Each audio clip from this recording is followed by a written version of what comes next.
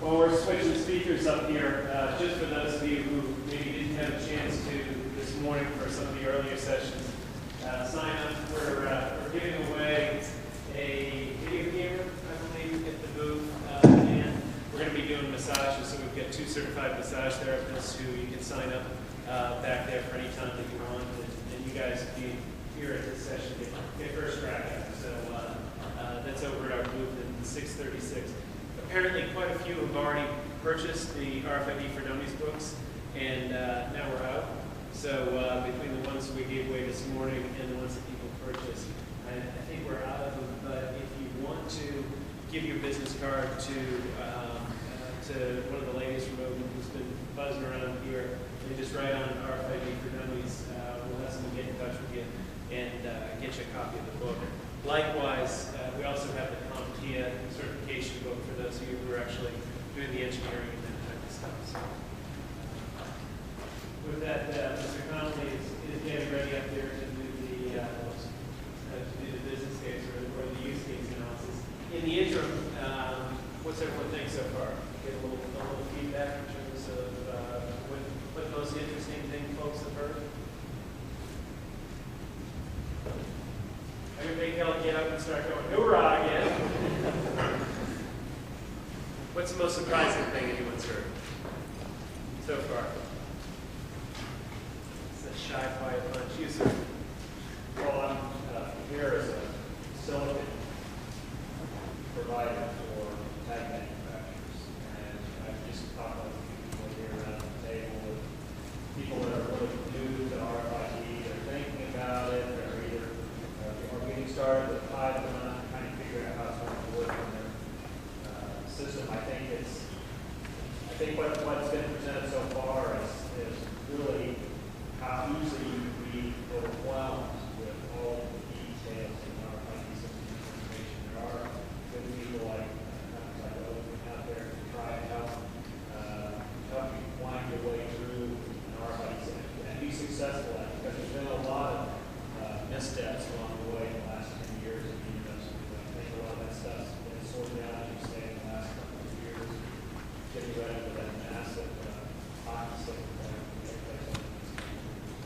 It seems to be, yeah. We had some interesting conversations with some folks at lunch who were saying the same thing about the interest now and the change in interest going from sort of operational savings to revenue generation for an awful lot of folks too. Anyone else? Any key insights?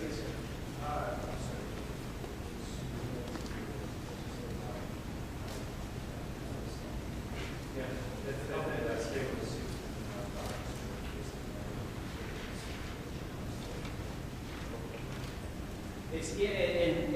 He said he's interested to hear about, excuse me, the fact that we've got tagging metal salt.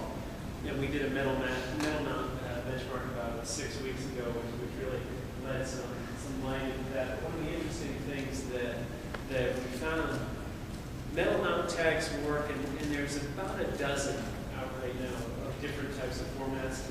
There's 17 to 20 you can find.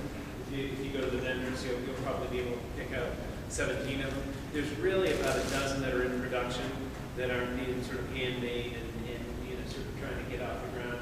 So of those dozen tags or so, the performance varies greatly in the metal mount tag. And the biggest single thing that we found that affects the performance, they almost perform uniformly if you take a tag and you put it, you mentioned Campbell soup, if you put it on a can of Campbell soup, or if you put it on a blade soap or what have you, they can perform pretty consistently. When you introduce other metal near the field, that changes the quality and the performance of the tag dramatically. So think about it from the context, we'll go back to the IT asset benchmark, because we're talking a lot about that today. You can put something and test it on the server if you're doing, or like this projector here, let's say you put a metal mount tag on the back of the projector and you test it, that's fine. Put it in a rack. There's a lot of other metal, a lot of other moving parts and spinning fans and metal doors closed in the back. Performance changes dramatically. That's where we saw the biggest shift in parity on the performance of those dozen metal mount tags. But it's interesting because some perform just absolutely spectacular. Anything else before we let Daniel loose? Okay, you guys should do it just easy on it. But now we've got Daniel Connolly who's going to walk you through the use case of our RFID. And hopefully you hooked up with the contact that's going to go through their interviews for the video. You got that. I'm going to show the video, yes. So you should have a little. Is it just USB? No, it's a contact this morning. It's right here. That's cool. Thank you, sir. Take it away, Daniel. Glad to hear you guys have a good audience. It's never easy to take the after lunch crowd. So I promise to keep it a little interactive. Also going to introduce a little multimedia because it's probably about that time to kind of get that synapses firing and stimulate you a little bit more. So a little bit about me. I've gotten a chance to meet a few folks here, and I've been in and out since the early sessions. But my name is Daniel Connolly. I joined Odin from 14 years with Nortel. I actually had a big, long career right out of college with Nortel, where I find this out pretty quickly. I'm a Boston guy. I lived in Boston my entire life. Went to college, undergrad in Boston. Ended up having an opportunity to travel with Nortel out to the West Coast and spent 8 years with my bride out in Silicon Valley, and lived in Danville, actually in the East Bay. So if there's any East Bay folks here, definitely a big fan of living in that part of the country. But as it always is the case, you can feel that the family ties pulling you back. In 2003, I came back to head up Nortel's federal practice, and with the post 9/11 focus on federal government spending, Nortel asked me to come and reconstruct what was a struggling program on the civilian agency side. So that's what brought me here. Throughout that period in time, I was always focused on some of the more hot areas of Nortel, whether they be optical or voice over IP, or most recently WiMAX and wireless. It drew me to always be kind of focused in on what I thought was going to be next, and focused on jumping S-curves. I really enjoyed the idea that to be a part of an industry that had significant upside for a good solid period of time. It drew me to RFID. RFID I see as a technology that's now starting to harden and has hardened, and I'll get to that a little bit here. But it also allowed me, it allows significant upside, because right now what I feel is that the customer needs still are not being met.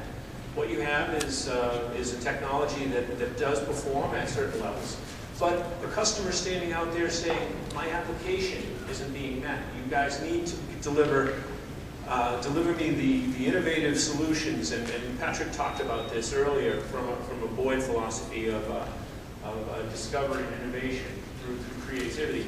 This is what's happening right now in the marketplace. So that's what drew me to RFID. What drew me to Odin was the fact that they were doing just exactly this. They were taking this applications and they were creating them on off-the-shelf products. And I'm going to talk a little bit about some of those today. I'm also going to show a brief little video of such a product that we created at the behest of the customer. When a customer comes to us, we go through our process, and I'm going to talk a little bit about our process in a subsequent presentation, but we're going to find our customers' needs, we're going to see the pain, and we're going to try to solve their problems with RFID. And what it does lend itself to is we follow that yellow brick road down to creation of a product. So, and as you can tell by listening to Patrick earlier, and Chris, and just recently Kevin, we dig this stuff. And that's exactly what we do at Odin. Is we try to always be solving problems and trying to create new ideas. So that's what drew me to Odin particularly. And so I joined them at the beginning of this year, and I couldn't be happier to be here. So right now we've got use case bonanza, I call it. There's a lot of stuff out there. There's supply chain, there's asset tracking, there's WIP. You've got all sorts of security and anti-counterfeiting ideas, whether it be through print or IT asset tracking from a security standpoint. And there's employee control, tracking animals, tracking people, tracking vehicles.